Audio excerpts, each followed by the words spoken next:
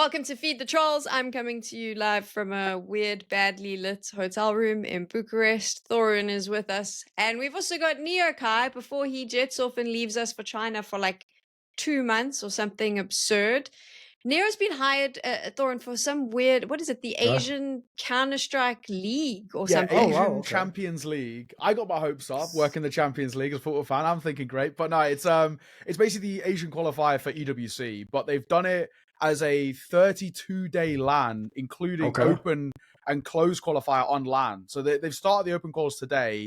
Bunch of teams from China on a LAN environment, like a huge stage. It looks sick, but it's crazy. Like that must be a logistical nightmare. But this is what we're doing: open qual into closed qual into the official closed qual, which then goes to EWC. 2 months. We need to. UK needs to put some tariffs on China. What are we doing? And an taking our English casters first. for 2 months. And an English-speaking one. Makes no sense to me, but you know what? Have fun. That's the other thing I just realised. Yeah, it's all in English as well. Fucking hell. All right. They actually offered me the opportunity to go be the stage host for the studio with no audience. But I said no, I was happy to. Oh, if you want no audience, you can just put this show on. That's very mean and unnecessary. And I have no defense for it. It's all good. Okay. It's all good. Listen, I get like 2K views a video now anyway. Don't worry about that. We're all in the gutter, darling. But some of us are looking at the stars, as Oscar Wilde said.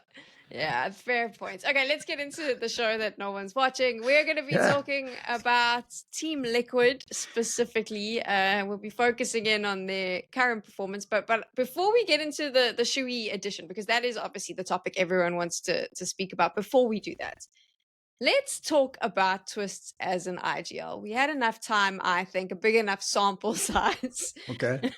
Last time I tried that on a show, it sort of got one of the people in trouble, you know, Zeus. He maybe didn't work out so well for him. He tried giving some takes. All I'm going to say is, might have taken it. I'd maybe have taken a different tack if I was him. I think this is the problem. I feel like the first. Oh, actually, you know what? I don't know if I should even go down this route. The first place. Yeah. See, you're on eggshells already. Just talk about it. Just don't. I was gonna say learns at the feet of Thorin, and that was. But then I was like, whoa, we're going down. Okay. Yeah, it's a bit. The imagery's a bit too off in it. I know. I can't do this. We're moving on. Let's talk about Liquid. What did we think of Twistzz as an IGL? Now you can. I'm gonna presume you're the less spicy take, so you can go first. Yeah, I don't think I can live up to previous guests, let's say, when it comes to that one. Really set the bar very high. But yeah, it obviously was not working out. I think it was a waste in a multitude of ways. Obviously, he wasn't good as an IGL, simply put, right? If we're just kind of going down to the real basics, the calls are lackluster. The team environment looked really, really rocky as well. Things weren't working out. But it's also the fact that you're taking away an incredibly talented player from the roles that he should be playing, right? Being that star and being somebody who's taken a lot of space and a lot of resources and being the guy who's relied upon. But, you know, with him having to waste a lot of his time calling, it obviously had such a dampener on his own ability and then, you know, therefore also on towards Liquid. So I'm glad they've made the right choice here and not just try to do this thing that I think a few teams are doing now where it's like, oh, just one more player. Like, I promise, guys, just one more player. This one will work. This one's going to happen. They've actually got an IGL in, a guy who's incredibly talented. So I think this is the right call. And finally, and hopefully, we get to see Twistzz kind of go back to what we know he can do, right? Being this amazing player and being one of the best Counter-Strike players from North America. Thor, do you think it was that bad? I don't think Twistzz was terrible. I actually think that there was potential there. I just think that you lost some of his firepower. And even when I say that, there were moments where he still did frag out. Do you think he was not a great IGL? I think he was terrible. And the reason why is, like, first of all, actually statistically, it's almost provable. Like, when Ne0 did an article, he showed that except on Anubis, the one bizarre map they were good on, by the way, I can tell you one of the reasons, it's actually just because that's the map that, like, Ultimate was just fragging out every CT side. That was kind of the one they were a bit, like, pushed up. And I also think it's like a post-plant site. You want JKS enough, you're going to win a bunch of those rounds. So, aside from that, every other map, they were literally, like, below average for all the T-side stats. And most of the maps were, like, way below average. Like, probably the craziest one ever. And I think this is, like, look, normally I'd say these are all just opinions and qualitative analysis, you know, we're just looking with our eyes. But put it this way, if you have Twistzz and you have Nertz and you have like a good AWP, like I don't think he's bad, he's above average, there's no way you can be that bad on Dust 2. Like Dust 2 is the ultimate T-side map where you tear teams apart. The joke in the modern days, you really can just do like a mid to be like 8 rounds every T-side, and you probably get like 5, 6. You have post fight. They were so dreadful on their T-side. Like one of the things is they could, because they have skilled players, they could frag on CT, so that's what allowed games to look close. But I actually think the saddest thing is, it's not that he was like like he couldn't do anything. This is like the snacks discussion. What you always have to do is frame the team they're on. My problem with Huxley on G2 when they had Monacy, and then snacks on the modern G2, not this one, the one where they had Nico and Monacy, is like those on paper, you have the players to be like the 3rd best team in the world or the best. So at that point in time, someone is the bottleneck that's stopping you being that, because actually G2 they were never the number 1 team last year. When they were a blast, you'd go, they won't do it next to it. And they wouldn't.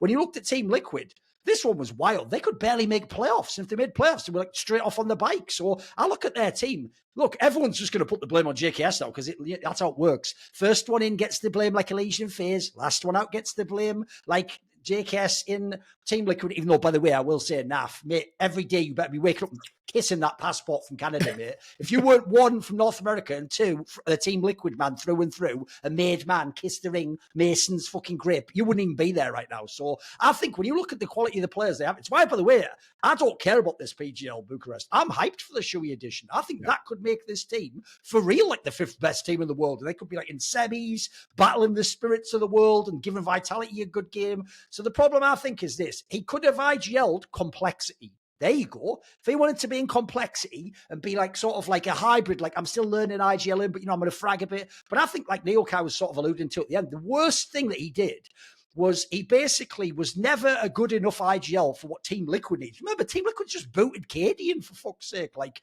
you're saying in that scenario, like, I'm going for one of the best IGLs. Like, Cadian was okay. I actually think he was doing, here's the headline for you.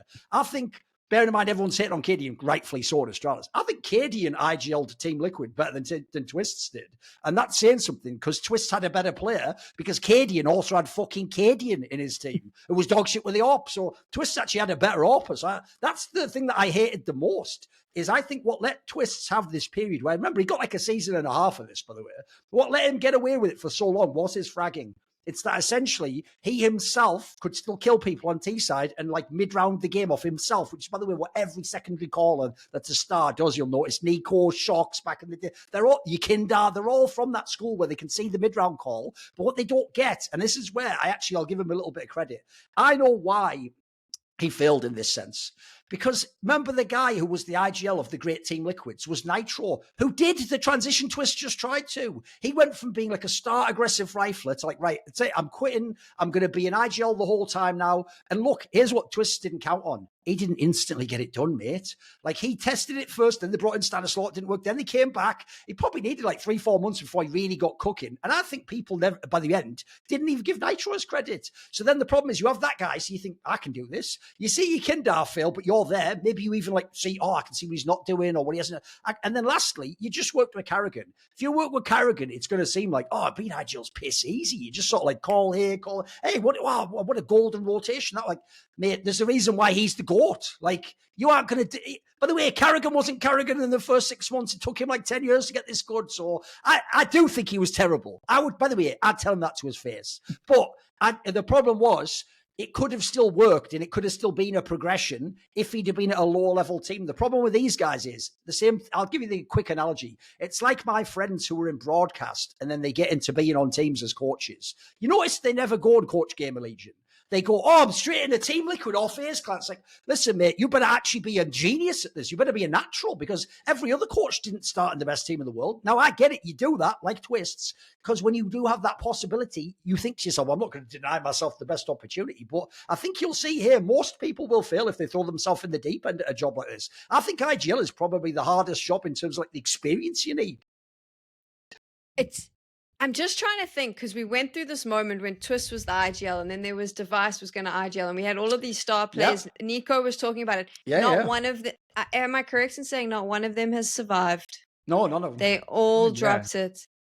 It's so funny because it was like all these analysts were saying, I think that they think IGLing is easier than they realize. It's like everyone said it, no one listened. But regardless, obviously, Twistzz is still IGL. Let's focus in on that beginning of the year. By the way, I've got a good line for you. I always tell people this line. I think it's the greatest explanation I've ever heard of a star player having the epiphany of like, fuck, it's really hard IGLing. It's when Valde used to be playing under MSL, like a classic IGL, but one that was never hailed as like a Carrigan or a Glaive, you know. People used to think, oh, he's just sort of like a journeyman, isn't he? Like he does his job, you know, he's just like a workman, you know, hard hat on each day. And what happened is Valde played under him and was really good. Then he took over for MSL when MSL was kicked out of North. And what he said was, oh, I didn't think when I played with MSL, we had a system. And then MSL left and I realized he was the system. I think that line that's it right there. That is pretty much defining the concept of thinking you can IGL because you were a star player. But now we've still got Twistzz there. Let's focus in on Liquid this year, and then they bring in Nertz. This should have been an instant upgrade on paper. I'm a huge Nertz fan. I think that he's absolutely spectacular, but I feel like it didn't really do much for them, Thorin. No, the big bummer is, like, actually, there's even times when Nertz looked worse. And I thought if you looked at how he played in, like, the heroic team, it looked like he could play with anyone. Remember, that team at one point just had Nikodos. They didn't even have an AWPer. Like, they could essentially just play off him being the star and carrying all the maps. Like, they were almost making the playoffs so that, like, Copenhagen Major doing that. So the sad thing is, I do think eye-test-wise and role-wise, it was the perfect player. He was everything they wanted that Yekindar couldn't be unless you went back in time machine to, like, 2021 or whatever, 2022, when he was still a monster player. So I still think, by the way, he's also one of the reasons why I have such high hopes for this roster. You activate him again and take away all the nonsense on the T side. They're going to dominate T sides if they play well. Like he can be. If you think of Siuhy in past he's from, he can be like their exertion. He can be the guy who just when that guy's on, you just win the map. What do you think, Ne0Kai? Yeah, I mean, this is something that, and I know we'll come kind of to Siuhy a little bit later on, but he actually touched on Nertz a little bit, especially in the early part of his career when he got interviewed. And he was talking about how there was these like weird overlaps in roles, and it's just something that he's been trying to sort out. And I think that is sort of kind of akin to kind of all these problems that were happening with Liquid, right? This is a side that I think had a lot of the right pieces. I mean, now maybe questionable with NAF. It's like second worst event since I think someone was saying it was like MLG Aspen in 2015, right. And that was like before I was even following Counter-Strike. So way back when, second worst event. So maybe not the right pieces in some cases. He's obviously been struggling, but on paper, this team is absolutely fantastic. I think, Thorin, you're spot on. Right? On T-side, these guys should dominate. If you have a player of Nertz's caliber in kind of the roles he likes to play, where he does like to kind of sit back and lurk a little bit and get a lot of information and be perfect for those rotates, perfect for those late rounds, having a player like that, if you're going to make this top level, it's fantastic. It just wasn't working when Twistzz was IGLing, and you could see it so often on these T-sides, especially in these late rounds as well. They were calamitous at times where everything felt like it was falling apart, or the call was really rushed, and then the players weren't able to kind of pull off what they were trying to do. It was all over the shop. So I think the hope now is that basically with Twistzz not in this sort of role anymore, that he can go back to just being this sort of star player who can put up a lot of talent and kind of be very talented and put up a lot of kind of numbers on the board. And Nertz can kind of have his roles where at one point he was untouchable in kind of the top level. And then we can start to talk about how Liquid can go back to being a top team. Sure, there's obviously been question marks about NAF recently and even Ultimate, of course, not even that long ago. But I think just in terms of that rifling core alone, you've got to love what you see there. So I'm hoping it all goes back to normal. I think, of course, they are as well. But I think something you touched on, Thorin, earlier is that, like, the amount of people that looked into Bucharest and just thought, like, oh, it didn't work immediately. This team is shit. Like, disbanded. Like, they're just more. I think you did a really good tweet, which I actually loved, being kind of a football FIFA fan myself. You said, like, expect, like, the whole goal of this move was for the major. It wasn't for PGL Bucharest. Yes. Like, this isn't FIFA stats. I don't just, like, slot straight in. It's going to take time to work. So that is the hope. So we'll talk about Siuhy again very soon. I'll mention him here now because they obviously announced that they're going to be bringing in an IGL, and then JKS gets the kick. I just feel really bad for JKS at this point. I feel like the poor guy, I can't imagine. I think Sponge actually said this on another show where I think it was HLTV confirmed or Talking Counter, one of the two, where he said he just can't imagine JKS comes back to tier 1. Do you think that he got the short end of the stick here? Because it wasn't like he was playing badly on Liquid now.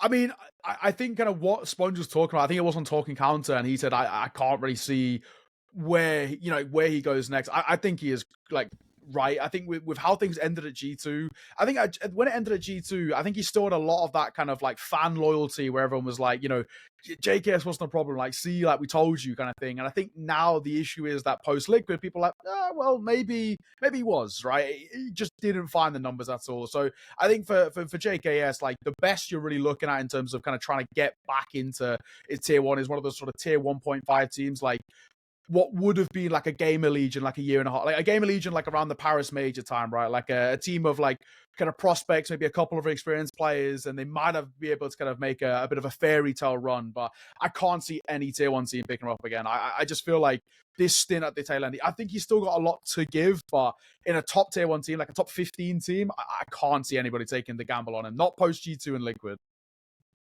You're in agreement, Thorin? The problem he has is I've just looked it up. In December, he will be 30 years old, and he's from Australia. So that's a problem right there. Like, so I do think he's got an issue where, like, the problem is he's already had his best years. Here's the thing. I actually do think it's overplayed how bad he was in Team Liquid. I think basically he was scapegoated, not just by being kicked, like someone has to be kicked. But I also think fans, like, again, NAF is their guy. If you're a Team Liquid fan, you're a NAF fan. You're a Twistzz fan. Like, you're actually those people's fan first. And then you wait to see on Ultimate. You wait to see on JKS. You see how that goes. So I think the problem he had was, I actually do think it's kind of a bit coincidental that, like, the exact same time NAF took a nosedive in terms of stats is when, like, JKS must go. It's like, mate, he was having similar, like, bad games when he first joined the team. So my issue was, I actually do think what JKS brings to teams in the modern day from G2 and Team Liquid is the hardest to see if you're just looking at stats or you're just a fan, which is he is playing essentially some of the harder roles, especially on CT side. And those just aren't roles he produced big numbers from. Like, put it this way, there have been people, like, one of my favorites is Perfecto. Perfecto never had crazy stats, by the way. You can go look, he'd be like a 1.04 rating player or something. But if you looked at the roles he was playing, he was dynamite. He was unbelievable. So sometimes those roles, for me, the logic is it's more like don't suck loads at the role as opposed to you're going to overperform and frag out. And it's more like, for example, if you ever play small site anchor, it's just like, can you keep one extra second alive? Can you die one person later in the 3-man rush on you, etc.? Do you just immediately give up the site, or can you always trade one? Like, these are things that'll never be a highlight of someone staying alive for 2 seconds. There'll never be a highlight of, like, hey, he went 1 for 1 on the site. Like, that looks like he's shit. Like, but unfortunately, that is really what you're doing sometimes. So I think his problem is this. The one thing he could do in his role, I thought he did a great job of this in G2, is win clutches. His issue in Team Liquid was anytime he had a series where he didn't win clutches, it looks like he's doing nothing. So even though, I won't say he was playing anywhere close to his best yet. So I don't think he even played as well as he did in G2. But I actually thought, bearing in mind the level of Team Liquid, it was serviceable, put it that way. Like, if NAF had either been like a bigger fragger or a different type of player, I do also think you're going to find out now the thing that we all found in FaZe, which is Rops had this massive drop-off in the year when Frozen came in, but then also Frozen wasn't quite as good as he was in MOUZ. And when now we have NAF and JKS, neither of them are quite as good. I think once you see them separate, just like you have with Frozen and with Rops, they're both best, like, career form now. Like, they're back to their best. So I think also if he gets a chance in a real team, he can be good again. The issue is, assuming we're using tier 1, like, reasonably, like we're not, this isn't an Imperial Valkyries result we're talking about here, guys. Assuming we're talking about, the top 10, the top 12, 15 teams in the world, he's probably not going to be in one of those, unfortunately. Like the obvious one, this is just political, it's probably just FlyQuest, isn't it? They've got money. He is the golden boy of Australia, and he could be a star of your team. Maybe you bring him back. The thing is, beyond that, I would genuinely struggle to see where you could find him. Like, the closest you could ever come, in my opinion, is, I think the analogy would be when Rez went to Gamer Legion. But I think that might also be, remember they had ZTR who's played it. You've got to have sort of someone to vouch for you for that one, because nobody expected Rez to have the career renaissance he's having now. So I think he's just in a tough spot. Like I say, every sort of marker, his age, where he's from, the role I think every marker goes against him, unfortunately. And we're in a world now where doesn't everyone just gamble on these 17-year-olds and just hope they're really dope and they're cheap, etc.? So I feel like, unfortunately, the game's going against him at the moment. I'm still a fan, though. I love him. If it wasn't for this one tournament, if it wasn't for PGL Bucharest, I would actually say, like, complexity, take him back, right? You had him back in, 2020, right. 2022, right? Take him back, right? I feel like, obviously, for ages, I felt like 60 and Nyx weren't working, more so 60, right? So sure, put JKS in those anchor roles, that'd be great. But then, obviously, this tournament's kind of blown that whole thing out of the water. They've been fantastic. So that's the only thing for me. I think the one thing as well is, like, like you kind of touched on that a little bit with kind of the Frozen analogy, right? Is that I think now that they're separated, the hope is actually that NAF goes up. You know, it's already been touched on that. They had what Siuhy called positional mismatches, but essentially they were just overlapping roles, and every single map they were actually struggling to say who actually is the person playing this position on this map, and they were obviously overlapping so much that they were getting in each other's way. This obviously should kind of get rid of it, but for JKS, it's like, where do you actually go now? Like FlyQuest is the only other one that, as you mentioned, but then at the same time, it's like FlyQuest have some decent youngsters themselves, and they're in a whole world of trouble. Doesn't even want to go back there. It's actually more so him. He's probably had offers to go back and play in Australian Counter-Strike. No doubt, yeah. Same with like, you know, I guess like ASUS way back when, right? And they both just like, oh, I can't be asked. I'd rather just stay in EU. So unfortunately, I just don't know where he goes. You have to wait post Austin and hope that there's like an upstart project that has some hope for him. The only thing is, though, I will just say this. We do have that saying in the Anglosphere, beggars can't be choosers. So if you're JKS and you're turning up your nose, FlyQuest's not good enough for me. Now you know how we feel about you and top teams, mate. Wow. There you go. Love you, though. Cold. Do love you, though. And as I said on Twitter, I can't believe nobody on the desk. Listen, y'all are still just fucking amateurs phoning it in compared to me. I just straight away on that desk being like, oh, so they're getting rid of JKS and they're going to have a Siuhy come in. I'd have fucking been all over. I'd have been all over. I'd have been top of Reddit on that one. Come on. Sadly, now I have to just put them on Twitter. So it's whatever. I saw the tweet. I'm trying to play. I'm being well behaved on the desk this event. I see. Yeah. Other than calling a leash, I think I called him an energy vampire. But other than that, I think I've been very well behaved. Yeah. Also accurate from what I heard, but fair play. Yeah. Also do love him too, like him. Yeah. But this is I wanted to, like what you said about that. This is my thing about JKS. I just think that like hardcore, like I think people who watch the game can appreciate what he's actually doing in the teams. I think fans just look and go, oh, well, he's not good enough. But I think he's extremely, he plays an extremely important role. And it's disappointing to me that he's now been let go of these two teams. And on the topic of FlyQuest, I understand that to everyone that seems like the natural place to go. But I also understand that you've had this like really sort of tenured career. You've done all of this. You don't really want to go now play out your days back in Australia where you had spent so long trying to get out of. To be fair. Like, so it's that ugly thing of like, well, okay, do you retire? Like, is this it now? Do you make that call, which I feel like no players ever want to do? Who knows? Like, but yeah, that's the end of JKS for now. We'll see what happens to him in the future. Now we need to talk about obviously Siuhy coming in as IGL of Liquid. Do you think, because obviously we always spoke about him with such high regard, he had the results, we saw that, and then he leaves MOUZ and MOUZ suddenly becomes the second best team in the world. Any concerns around what potentially happened there? Because I would love to know. I mean, it was the fact that he left so quickly. It was the complete change in the team. They were no longer choking on stage. Is there a question mark over Siuhy's head now, Ne0? Are we slightly concerned that maybe what we were seeing, the glitter, was not as sparkly as we thought? So personally, no. I think Siuhy is him. Like I genuinely think like this guy will be kind of the future of IGLs. I already think he's proven so much in kind of his somewhat kind of short career, right? He's only like early 20s, like 22 or whatever. So I still think he's got a lot to offer up here. I just think again it's just the fact that it's like circumstantial, right? Of like this honeymoon phase, of course, for MOUZ has been sort of fantastic. As much as I hate it as well, because like immediately after MOUZ starting to do well, I started to see people be like, "Well, yeah, maybe Siuhy was the problem." It's like, no, he wasn't. Like you're an idiot. Like no, that's not like he was not. Like he's a very good IGL. People say like, actually, maybe he was just like a bit of a fraud, or maybe it's all Cyclone. It's like, no, you're wrong. Like he is a good IGL, and he's got a lot to offer up.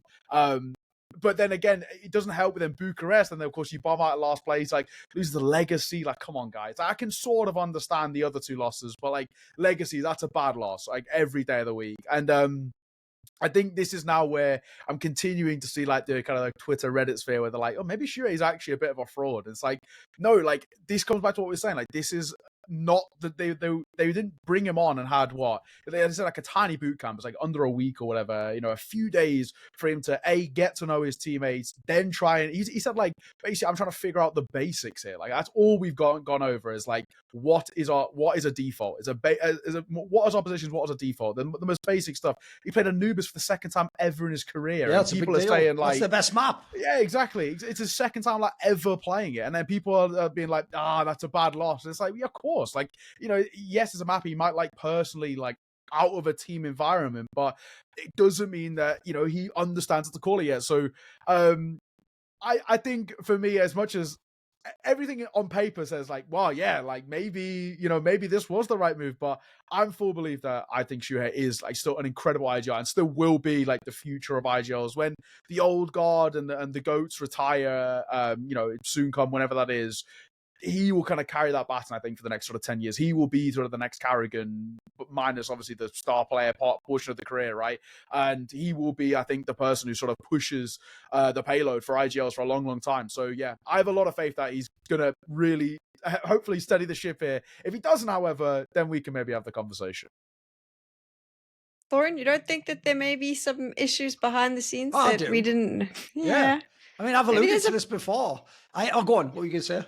I was just saying, I mean, personality and those sort of attitude issues play a very big role in team dynamics. And I just wonder if maybe there's something we're missing. I don't even think it was that they sat around, like, drinking cocoa in front of the fire and then he went out the room and they went, is it him that's making us drunk? I don't think that's what they did. I actually do think for real that we will not find this out for months from now, if not next year, or I'll have to just do one of my investigations where I got all the fucking source network and I figure out how to hide who said what. Because I've told this on podcasts before. I phrased it very carefully because one thing you'll notice about me is no one has ever guessed a source I've ever had in a single team ever. But sadly, that means you can't give all the straight fire. So all I'll say that I could mention, this is the only way I could phrase it was this. When I inquired early on about this move, like it was rumored, like, oh, he's getting kicked out the team. And in fact, like there's no way back. They're not going to put him back in. By the way, it was even this is a thing people miss as well. Remember, I know when they've got Spinks, they did immediately make the Cluj final and all that jazz and win it, etc. So in that sense, you never would have like brought him back anyway. Like Brolan sort of earned his initial chance to do it. But you could have also said, like, if there was any problems with Brolan, we just kick Brolan out and now we bring Siuhy in, and then there we go, got an even better team, right? That was never on the table as far as I can tell. And for me, that has to be personality. That's basically, here's what I was told from my source inside the org. I just said, like, basically, like, why was he kicked or why is he being removed? And they just said this line. They said, nobody here wants him. And their implication wasn't just players. It was like everyone wants him out, right? For that to happen overnight from a team that, remember, was in the semis of the major and was winning tournaments. Like, remember, they've dusted off like Vitality in tournaments that were in studios. Like, to me, and I agree with you, by the way, if you have someone who has like a lot of potential, look, we can get to that. I don't think he's there yet, which is my problem. But I do think he has like the Twistzz one. Difference is he's a year and a half into being an IGL. He's starting to get to the point where you percolate, and maybe this year or next year you are at the Carrigan level. I will say, I do notice the people that bigged up him and Kixan. How's Kixan now? How's that? You all wanted to just instantly take out the goats and put these guys straight in their job. Now, there's a difference. There's a reason why Glaive can sort of like stretch a bit, fuck around and beat Mongols and Heroic and win a little Elisa Masters. But Kixan can get like the best fucking rifler in the world, or second best, whatever, and just sometimes be Bing chilling in like 9th place. Like there's a level to being an IGL that I think just takes years. I just think it's not something. It would be like thinking if you try really hard in your gym session, you'll just be swole after 3 months. So it doesn't work that way. There is no fucking steroids in CS. Like you have to just do it the old-fashioned way. So the problem I think he had was, it sounds to me like for real, there's been some sort of bust up in MOUZ. Like something where, like, either you've just had like one of those arguments you can't come back from, and maybe you don't want to come back from it too. Everyone has their ego; they're all young guys. Or you've done something insane, like you just, I don't know, fucking like that movie scene. You just go, fuck you, fuck you, fuck you. You're cool. Fuck you, fuck you. Like I said, doing the sit next was you're the cool one, or you fat something. Who knows? So no, I got that vibe. I got like a kind of crazy vibe from that. And I will have to say this: people might know I am notorious for riding with the IGLs that get criticised, like the MSLs, like the LXCBs. Here's the difference. They never had the roster he had. He had on paper like 3 real HLTV top 20, and Brolan ain't chopped liver, mate, and he's sort of fragging himself sometimes in games. So I think that's the difference. If you look at the roster he had, like the joke is, actually, if you weren't like beloved in FaZe, if you're Carrigan, maybe I just swap teams, maybe I have the MOUZ team and that's how I get back to the top again instead of figuring out my own puzzle over here. So I do think he had some amazing players. And I think what's made him, to your point, Sam, what's made us at least have to consider this for people who were just on the, fucking off in a hot balloon with him to the heavens that he was going to be the god IGL. He isn't yet. Again, 6 months to a year and a half. That's your time frame, mate. Twistzz, you were never going to get there, mate. The problem he had was, I do think if you look at him as an IGL, wait, where was I going there? Where was I going with that? Wait a second. Oh, I do think that if you have players of that quality and you constantly lose in big arena matches, some of it has to be the calls eventually. Like, you can't, there's no way 4 players just choke all the time. You know what I mean? Like, put it this way, I've seen Exertion choke. He's even someone I like and friendly with, but I've told him, you have just choked in those games, mate. I've seen the odd game where, who else would I pick for this? Believe it or not, Yimfat's even had the odd game that was kind of like, where's he? Normally he frags out, doesn't he? So I think sometimes players can do it, but that team actually, in its soul, it had something that was choking. And I do think, unfortunately, the IGL, I think teams take on characteristics of their in-game leader. All I'll say is this, anyone who knows Counter-Strike Go remembers, like, everyone loves the way at the end and in CS2 FaZe players, right, in big arenas, how clutch they are, how decisive they do, the ballsy play. That wasn't Carrigan or Carrigan's teams for like 6 or 7 years of his career. Like, he was the choker. Every team he had, they choked in that scenario. He choked in that scenario. I do think the calls and the IGL, your team takes on a bit of your character because you are the brains of your team. So I think you at least have to question. Oh, I know where we're going. You at least have to question if Brolan comes in, and by the way, I haven't seen a single person do a video where they break down a Brolan strat, or they go, look what he's revolutionized it. No, what everyone's saying is he's just doing like an all right job, like when Huxley was in the really good G2, and everyone else is playing amazing. So that's the question, right? Is if all those players were chokers too, why did they now play awesome with essentially like a sort of mid-IGL who we don't even know if he's going to make it yet? So off the back of all of that, think about this. So you take an IGL where there has clearly been some sort of personality clash that has happened, and you put him into the team that has just had the giant personality clash, the very public personality clash, where it has been publicly spewed out by an ex-coach and has been alluded to by the ex-IGL that there are all these personalities in this team and it's really difficult to get stuff done and that you can't really lead the team because one of the players has the final say in everything, and there's all of this. And now you take a grenade and you throw it in there. Yeah, how is this going to work? So my question is, do we still believe that Siuhy can save Liquid?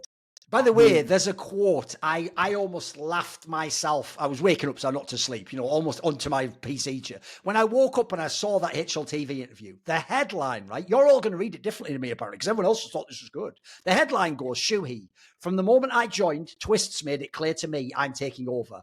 Like, I read that as, it's Twistz's team, and he's the boss, and so he's just said, no, you're actually, I'll let you be the boss for now. Give him permission. Oh, even the way you've said that is crazy. It's not like that. By the way, here's the headline I want to see. Twistzz, from the moment he got here, Siuhy told me, this is my team now. Notice how different that headline is. It sounds the same. It's very different, I'll tell you. So I will say that is a massive concern. By the way, as I alluded to in the intro, obviously that was the spice. It wasn't even just that Zeus revealed there was all beef between Cadian and Twistzz. He implied, like, let's say, like, people within Twistz's circle were getting involved and interfering or having their own opinions about stuff. So I will say that's another thing for Twistzz, which is this. Mate, you better get back in that HLTV top 20. Because if you do, I can tell you how egos work. I got a big one myself. When I was on top and I was king shit, yeah, of course, at that point in time, I could tell you, get these fucking cold fries out of here. I need quality food when I'm going to do my... You can do that and be a diva, but you got to earn it. If you're not living up to it, that does not work. So I do think if you Twistzz, you can still do this thing, by the way, where he's the IGL, but you're the captain. That can be fine. But you better be amazing now at CS again. You can't do it. I mean, he was never as bad as your Kinder, but you can't do what your Kinder did after he became drop being IGL and just be like a low fragger. So I do think that, put it this way, I won't say it can't work, but it's not. And it's not. Here's the thing: when I use the clock analogy, it's not a ticking time bomb. But it is a scenario where I would just say, like, I think there's a certain amount of time where if it doesn't work within a certain period of time, then I'll be concerned. If like 3 months in, like after this major, by the way, the major's on home soil as well. It's going to be really embarrassing if you don't do something there. If you don't get some sort of a result, or at least like the early signs it's going to work, something comfortable doesn't emerge, that's when I would worry that then, I don't know if it's like him that gets kicked, but then that's when if you're someone like Twistzz, because the problem people always have to remember with Twistzz is, at least from a year or two ago, when he was really good, he did always have these offers from European teams. I mean, I've even heard this is a spicy one for you. I've heard he did try to get out of Team Liquid after he came back. He actually tried to get to some of those big European teams that recruit top riflers. I kept that vague, but the people who know. Let's say he already tried to get them. They said, no, sorry, no room at the inn anymore. Jesus' mum and dad. I don't know why that. Well, he thinks he's Jesus, doesn't he? There you go. Team Liquid Jesus. There you go. I guess it works that way. So in this scenario, yeah, he's stuck back in the stables. That analogy didn't even work, but I just wanted to push the Jesus thing so hard on that. You were trying very hard. Yeah, I was. Do you think it can work though? I mean, Nair, in a situation. So this is a conversation I've. Neil's a true believer. He's going to say yes. Look at him. He's ready to go. Come on, he's ready. He's ready. I think I'm also biased though because like I count Siuhy as like borderline UK CS here. This is right. Okay. You're one of those. Okay. But no, crack on. Go on. What were you gonna say?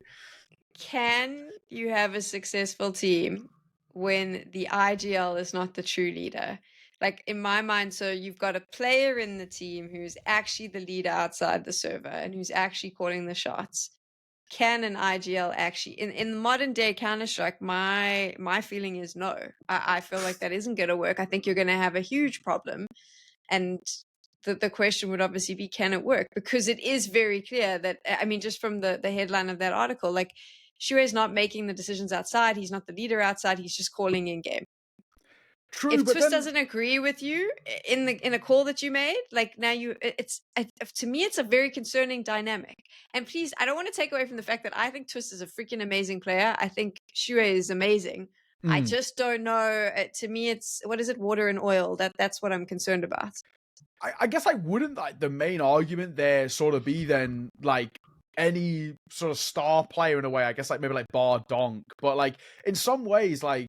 A lot of star players, or if I look to like previous, like, I mean, I was even watching kind of like, one of your previous episodes you did with Ash, right? When you were talking that you asked him sort of saying about like, would you prefer to be the Na'Vi team of like kind of, last year or like recently, or the Na'Vi team with Simple? And, like, I would say Simple was kind of like well, not kind of, he was the leader, right? So it's like, in a way, like, yeah, I think you can, but you've got to have the players. And look how well that worked out when Alexi B came in, Neo, just saying. Yeah, but is 2021 Na'Vi the best team ever, maybe? Or is that the best major run ever? Probably. Yeah. So the way I look at it is I'd probably say that, yes, it can work where the IGL is like not the leader if Twistzz isn't fucking shit. Like he has to be good. As simple as that. Like if Twistzz is, I'm not gonna say put up simple numbers, but if he can be a star player again and can be the Twistzz that we've known and love in the past, and that can be, at times unstoppable in the server, then yeah, I absolutely do believe he can.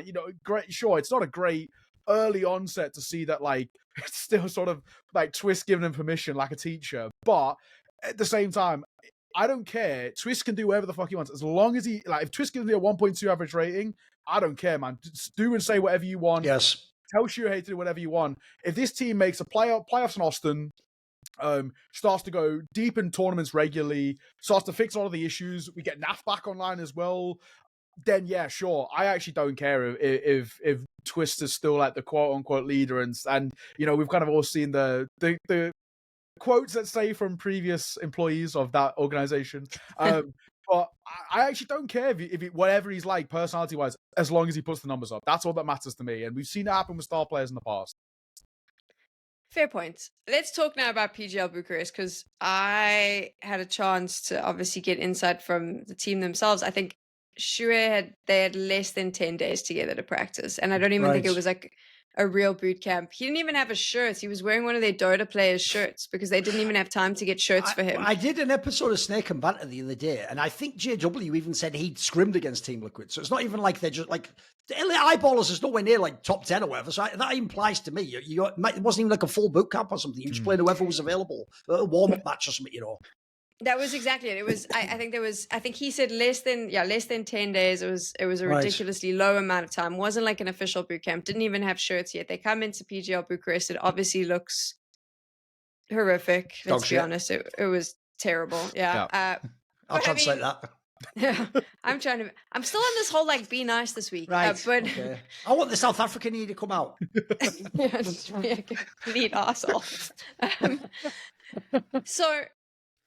So they look terrible, but it felt a little bit. I find that here's my thing. I love FaZe, so like this is I love all these teams. You would never know because of the way I speak, but people are still sitting going, you just got to give FaZe time, man. They got to figure out those roles with their liege.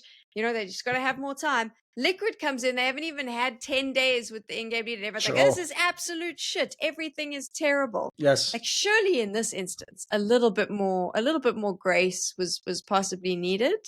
Yeah, I'm just going to throw it back just very quickly again to that Ash episode because it's something you touched on then, right? It's the public perception is such a big thing. Ash is quiet in a tech pause. Guys, shut up. This guy's a genius. The go. We love him. Look how brilliant he is. When it's Taz, what a moron. So I think it's the same thing here, right? It's kind of funny to hate on Liquid at the moment because things have been like so dramatized around this organization. But then FaZe, it's not the case, right? FaZe is full of legends and GOATs and people that we adore. And, you know, there's Additions, another player that is adored in the public eye. And, you know, he's been saved from the dregs of complexity. So I just think, again, it comes down to this public perception where, like, you know, in a similar thing with Falcons, right? People like to hate watch them. Liquid get a lot of hate watch in their own regard. And that's why they're just not given any time. So they're at like an impossible task to please. Immediately bringing a new IGL and a new system, like, they were never gonna. Even if they made playoffs, people would still have question marks if they like went out early in the playoffs. Even though that would have been incredible if they brought a new IGL with Damars as their coach as well, right? You get rid of Mytha like 2 weeks ago. Like this is the other thing as well. People keep thinking they actually don't have a coach behind them. You know, bless them. Like Damars the Rover's got one of the hardest jobs in the world now to get this whole new team together as a guy who's not traditionally from Counter-Strike as well. He's from a stats background, like. You know, this is a side that's got a lot of moving pieces and it's way too early, but, you know, public perception is everything, right? And people love to hate on them, so they're not given any time out the gates. By the way, you notice you'll never see that name mentioned in a single thread. You'll never hear it mentioned that Mythar was also fired from his job. Yes, They've got, as far as I can tell, I don't even know if this guy's going to be the real coach. It looks like it could be a stopgap. Maybe you're trying to get a big name coach. Right? Yeah. So notice why the fact no one's mentioned that implies people think coaches don't do anything. Yeah. But what's bizarre is look at the coaches that Siuhy had with his success. So Cyclone was his academy coach and then was his coach this whole time. And before that, he had Ash. The people everyone now are hailing as like, in same way as he is an IGL supposed to be the next character. He's supposed to be the next fucking Zonic or something, isn't he? So obviously that name used to mean a lot more in the past. Keep it correct. So basically, I do think it's crazy that people are ignoring. That's another factor as well. Like you haven't got the person behind you. Looks to me, I'm with you. I don't believe that's the full-time coach. Come on. I think they're figuring out like who can they get as a big name coach to come in and then do this job. So Ori, I'd give them time. And what he's suffering from right now, I'll probably do a video on this concept because one I've never really sort of like explicated in a solo video, just mentioned it on talk shows, is fans have a concept that I call like failure fatigue, which is when you haven't had success in a long time. I'll spare you from the football analogies for this one time, Sam. I don't know if you have any sports you follow. You're on fucking planes every other day, so maybe all the esports stuff. I don't know, but I will say this happens in football a lot. Which is if you're in a team that's either been good but hasn't won, or you've been like not good enough, and then you bring in the new manager. You don't get a chance to have your 2 to 3 years to, you know, test the system, expand out, get your players. No, you have to literally make up for all the sins of the people before you when you weren't even there. So what happens is if you're Siuhy, you're not allowed to lose because Twistzz and Yekindar just waste, and Twistzz, Yekindar and Cadian just wasted the last 2 years of Liquid.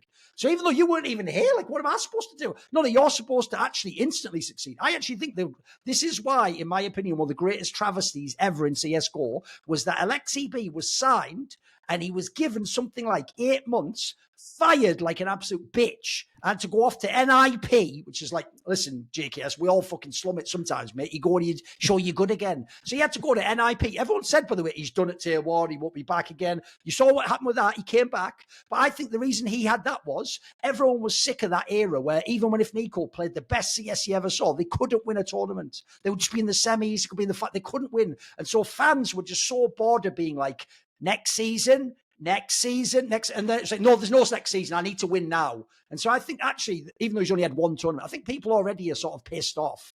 Even though what they're ignoring, like we say, is like they've basically changed This isn't even just a two-man change, because you also changed his Twistzz role now in terms of like what he's doing within the team. It's almost like you've changed 3 components out of the possible 6 in your team. Like, that's not going to work overnight. In fact, that's actually why, if you want to flip it the other way, I don't take the whole MOUZ thing as like, lol, fuck Siuhy. I go, holy fuck, Cyclone Coach of the Year? What? He just walks in. And by the way, everyone even tried to hate on him when they had the fucking Zelix guy for that kind of meeting. Skip that. The first real event was the event that they had at PGL Cluj, and that guy has killed it. Like, how much more nobody could ever even ask what he did. I think that means, like, give a little bit of props to Brolan. He did his job better than he expected, but give all the props to fucking Cyclone. This guy worked magic. And that was just one role. I mean, I guess it's 2 in terms of the swapping of Spinks for the Lurker, etc. But that's the problem. I think people are they're just too burned out if they're Liquid fans. Remember, in their brain, we're supposed to be like a team that wins Grand Slams. Yeah. We haven't ever got a major, by the way. That's a big deal. Notice G2 has the same thing. They've never had a major, and that's in the back of everyone's head. It's like, we've got to get that if we have a good team. So I think it's essentially, this is actually one of the highest pressure jobs you can walk into, in my opinion. The problem with Liquid, though, is how, and you've mentioned it there, the amount of IGLs they've had, the amount of coaches they've had as well, because that's another one. They don't give stuff time. So as much as the fans don't, let's be fair, Liquid doesn't either. I think we did the stats on their first day. It's 4 IGLs in the space of like 2 years. And I think so. Yeah, it is. It's definitely, it was Yakinda, then it was Cadian, Twistzz, and now obviously Siuhy. And then they've also done a very similar coach rollover. Yep. And that speaks more to the management and the organization, I'd say, than the team itself, right? Because that also means everyone can't suck, right? They all can't suck. Someone's got to be. It's got to be you as well at that point in time. Yeah. And I mean, that's what bugs me though about the whole. We've taken him on loan until after the major, because it's very clear that they've gone.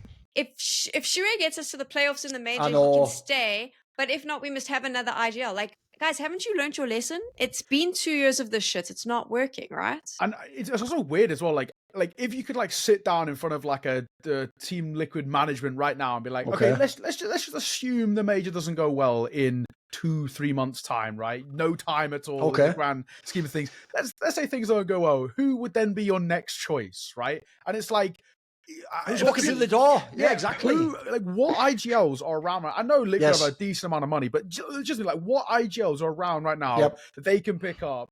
Or we're going to go back to Twistzz again, which would be kind of hilarious. I actually would kind of love that as a real fuck you to like their own Only if he did it like wrestling style, like he turned heel, you know, like fuck it is my team after all. Give me that here, you little rat. If he just came out as like, actually, like I think I was just better. Like, that would be kind of actually hilarious. Anything else, if it was like, no, we just didn't see the right, we didn't agree on the right visions of the team, whatever. Well, like, it's just generally like, I've got to ask them, like, who else would you pick up? So this whole thing about saying like, oh, you know, he's on trial. I mean, even the crazy thing as well, in this interview, he doesn't even know what he's on. Like, he doesn't even know if, like, how have management not made it clear of like what his time period is?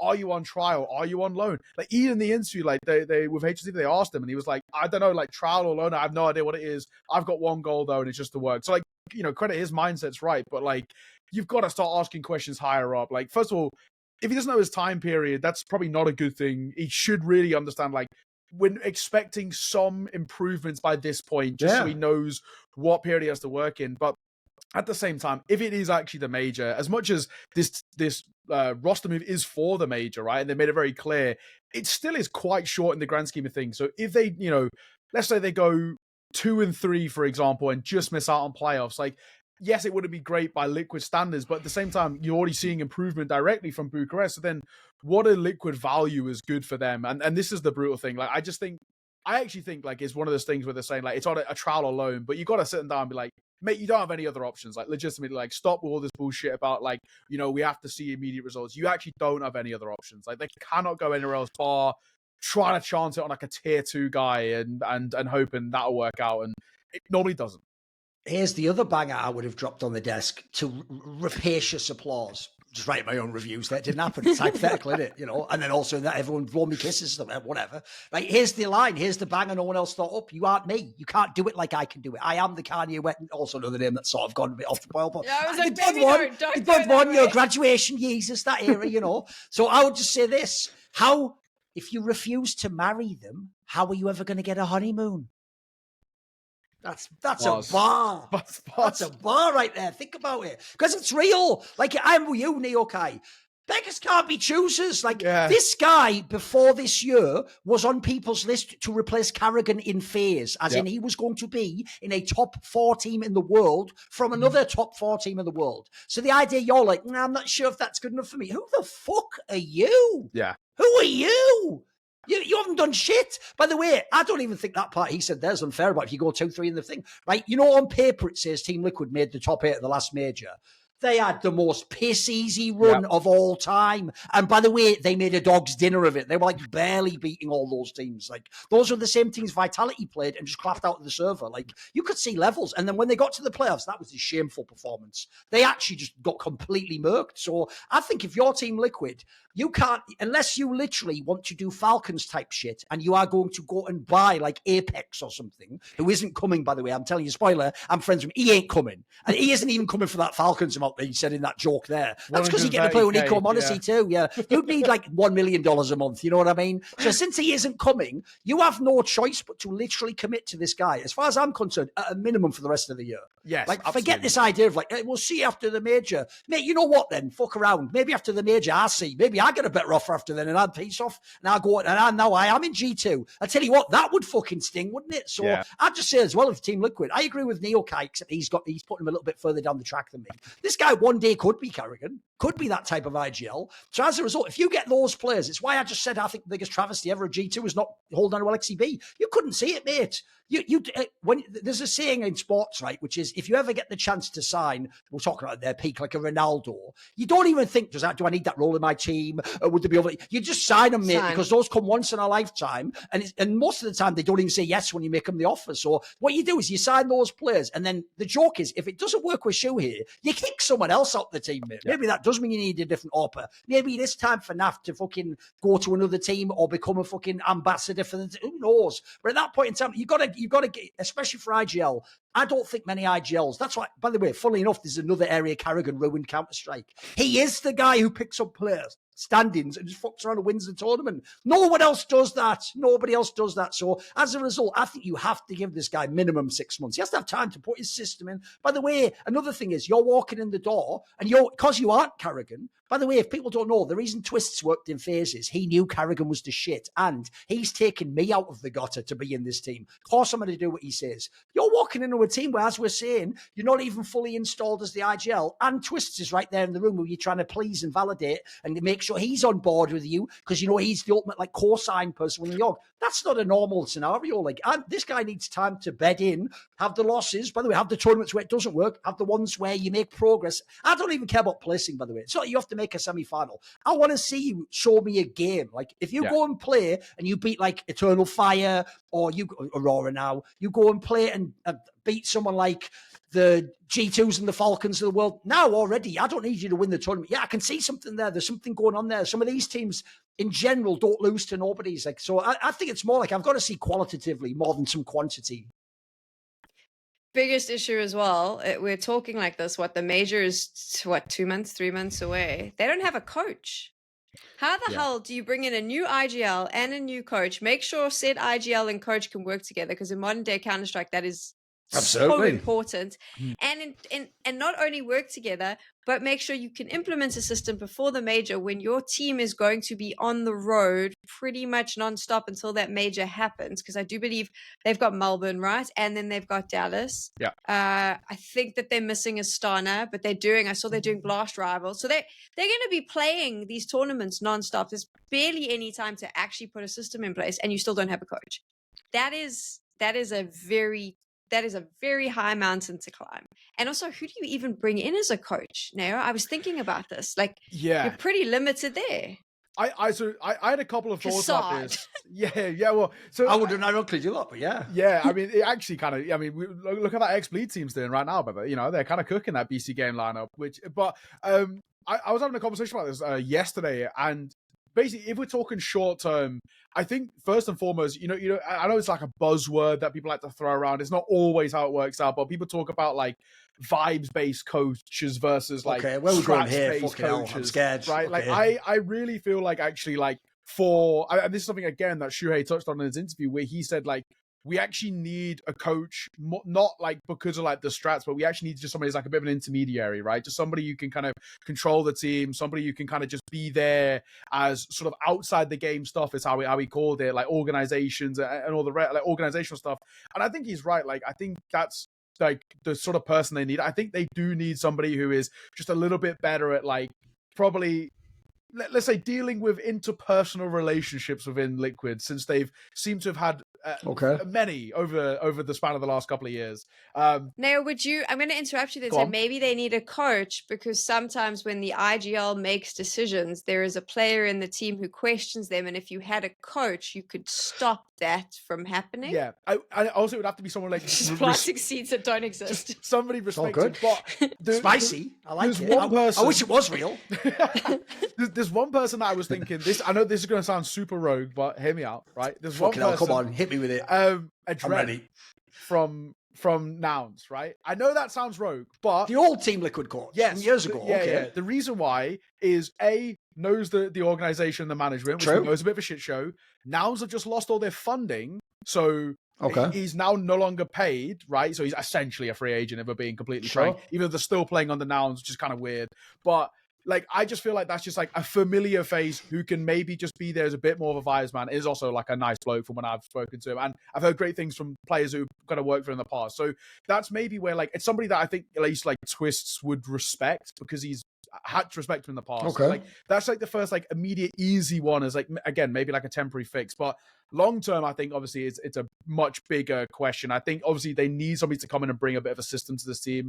Siuhy's going to try and implement his own, but how successfully is it going to be? He's also got like this impossible task too, where you do need a coach there. Let's say, for example, Siuhy does try and bring in the system and all the rest. And then if Twistzz is like shit, he's not being shit, right? He's still being fine. But like, if he is actually then bad, then it's like, oh, you know, if he's bad and then we lose, Siuhy can't be like, well, yeah, you're just not playing well enough, right? You need a coach to be the one to kind of say that, and somebody who is then again respected. So I don't know, it's tough. I think short term, I actually don't hate the idea of Dren. That might sound super rogue, but like that Nouns project is financially dead because they're not being funded anymore, and it's a familiar face. Long term, they actually, again, this is the age-old Liquid problem of like just one more person, I promise. Like, this one will work, this thing will work, this move, what they need somebody who's respected. And I actually think Kassad would be kind of funny. Like, he would not take any shit, right? So that's kind of the person you need. Somebody's like Twistzz, like, shut the fuck up. Like, this is what we're doing. Shut up. We're doing this. You need to do this better. That kind of person who can just like put everybody in line. Nobody's going to like, you know, he's not going to take any shit. That's actually somebody that Liquid need. By the way, it depends. Also, here's another question. Are you going to spend money? If you're going to half-ass it, by the way, then don't blame me if the fucking team collapses and Siuhy isn't good enough and they twisted the role. This is the thing people miss. I don't ever blame teams for going budget when you can't win. That makes sense to do it. You min-max at that point. You hold your spot. You see who's worth keeping. And then what you do is you load up for the next season, and then you get the big player, and then you spend. Like another sports concept. When you're right near the title, you don't ever fucking save money then. That's the year that you spend all your money, and you just go for broke. And if it doesn't work, it doesn't work, but you know you went for it. So I would say you should actually spend big on a coach right now. So in my opinion, there's two candidates I'm thinking of, and it just depends which angle you want to go with. If you want to win today, I'm not even trolling, I would sign Kassad. One thing people don't know is Kassad, here's the thing you just said earlier, Tech Girl. Here's how you fix the problem. The leader will be Kassad, not Twistzz or fucking Siuhy. He will be the captain of the team. Obviously not in the server, but he will be the guy who keeps people in check, who fucking kicks people who are doing a bad job. By the way, who tells the guy who's the star player with a big ego, like, get your shit, wind your neck in. Because here's the thing, Kassad doesn't give a fuck about if you fire him. He's actually an old enough man, and he's got his own family now, mate. He's not going to be bossed around by teenagers. Like, that's not the thing. Like, by the way, that's actually one area when Zeus had his issues in Liquid. I even told him, like, mate, I thought you were going to be the disciplinarian in this team. And he even sort of told me, I sort of lost myself a bit. I did let the fact that they all had big names and big salaries get to me. And I let them push me around a bit. And it's like, you know what? That's a regret of his. He wishes now he'd just come in there and just done what he was going to do. And then let it fly. If it works, it works. If it doesn't, it doesn't. And the other one, if you want to go with like for the future route, just like Siuhy, you're going to commit. Mate, you already had him. It's Ash from Game of Legion. Exactly, yeah. Why not just go, look, It's not going to be cheaping out because he's now the made man in Game Legion. He has the actual proper salary. He has control over the roster. So another thing is, if you sign him, That's going to be an investment. You're going to have to go with big. You're going to have to essentially do. We've never seen this before. A fucking coach buyout. You're going to have to actually go. You know what? It's not 200K for the fucking player. It's 200K for the coach. But the thing is, if you look at the team he'd be getting, I actually think that's a move he might make. I've asked him in the past, like when Gamer Legion was a small org, I've said, why don't you just move up to the Fanatics and the OGs? And he was basically told me like, now I actually have all this control within Game Legion. I've earned my spot. I actually would. I might like go up a tiny bit of pay, or you might think they're more famous than Fnatic. But first of all, I beat them in the server, and I wouldn't have the control there. I'd just be another coach, and I'd be the next in the rat race of do you succeed or do you not get fired. So I think Team Liquid though, and with these players, it's like I said about MOUZ. If you're walking to their team and you're the IGL, it's like this is a mega opportunity. This is the team. Now he's in a team where if you do awesome, you make top 8 at the major. If you take this Team Liquid, mate, you could win a major. So I would say, which way do you want to go? Do you want to go today and just do a short-term thing and see if it works and fix things with Kassad? Or do you want to actually build a squad with Siuhy, what you pick the players, Nertz and a couple of others, and go for what the next 3 years of Liquid get? Then you get Ash, mate. That's the time when you do it. And also, by the way, the goodwill you would get from that signing would be bonkers right now. That would make people forgive all the failures of the last years. It will feel like it's the classic thing when the manager comes in football. It's a new era, isn't it? It's a new fucking vibe. And that, I think you would even add the vibe in that sense. Look, I don't know how he'd handle some of those stars. Again, like he commented on that episode. Oh, he wishes he's had a simple. But here's the thing, mate. You never have had a simple. You might have had the A-core one of like, come on, son, pat on the back, get going in the game. You've never had the guy just like, shut the fuck up, bitch. You've never had that, mate. And I tell you what, it will be in a different accent, but that could come this time.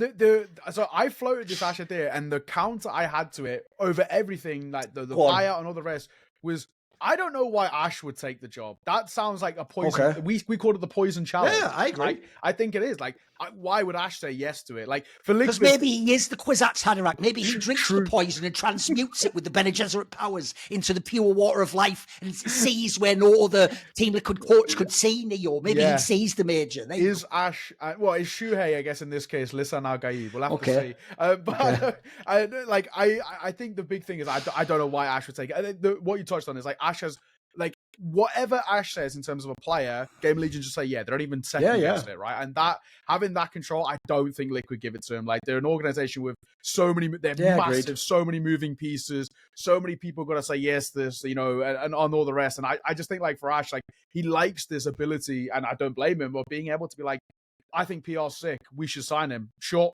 just tell us where to sign and we'll sign it, kind of thing. And that's the issue. Like, as much as it would be kind of cool, and I think eventually we have to see Ash go past Gamer Legion, like you said. Like, he has to go to a team which is not like top 8. Congrats, that's sick. Yeah. Like, they're celebrating on Twitter like it's the best thing ever. We need to go to a team that's like, you finished 8th, this was a shit tournament. That we need to see Ash in those sort of teams where it's like, you can be winning tournaments and you should be winning tournaments. And I think it'll happen eventually. I wouldn't want it to be Liquid for him. I think for his own sake. Like, as much as, again, right, you said like this could be like the biggest like morale booster to like the people. Sure. At the same time, the people could be like, wow, well, fuck Ash now then, I guess. Like, he's joined the cursed. So and all it takes is like 2 tournaments or whatever of Liquid kind of doing bad with like an Ash, and then they're like, maybe Ash wasn't that good, and like all these people just instantly forget the years of great work. So it sounds like, was he the problem in the end? In the who knows? She's planting seeds. Yeah, you're some sort of demented farmer planting drama seeds now. Okay, so this is the thing. I don't want him to go there. I do want to. I want to just shit all over your Ash streams now. So, Thorin, you mentioned the thing about if they got Ash, it would give them so much goodwill. I remember there was a time when Liquid got this player Cadian and this coach Zeus, and there was a lot of goodwill as well. And we all saw how that worked out. And then now you mentioned there about how Ash wouldn't have the freedom in Liquid to choose his own players and decide what the team looked like. 100% correct. We all know Twistzz already has that job. They're not going to give it to Ash. So that is why that coaching decision won't work. It's going to be so awkward when you see him at the next event, is it? I know, fucking hell. Just put on a brave face. It's all good.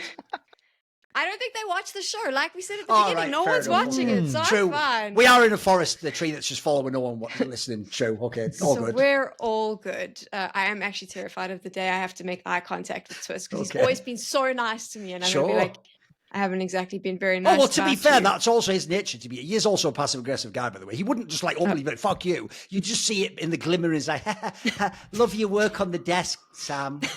The elevator closes, all right. What's and a all young I would bloody get hell? From that is, oh my God, Twistzz knows who I am. Yeah, exactly. He saw me on the desk. Brilliant. Awesome. Yeah, true. Yeah. That's a win. Anyway. That's a win. I got flamed by Simple one time. It was good. Let's see. There we go. The Say it, the day one of them hate tweets me, I'm going to be like, wow, they watched the disc. Yes. There we go. You can tell us in the comments who you think that the coach of Liquid should be, or if you think this Liquid lineup is going to work. We were actually going to talk about Falcons as well, but they made the playoffs of PGL Bucharest, Okay. so we will Stay shit of on them another execution. day. Okay, right. Yeah. Another day for Falcons to fall under the hammer. We'll see you soon.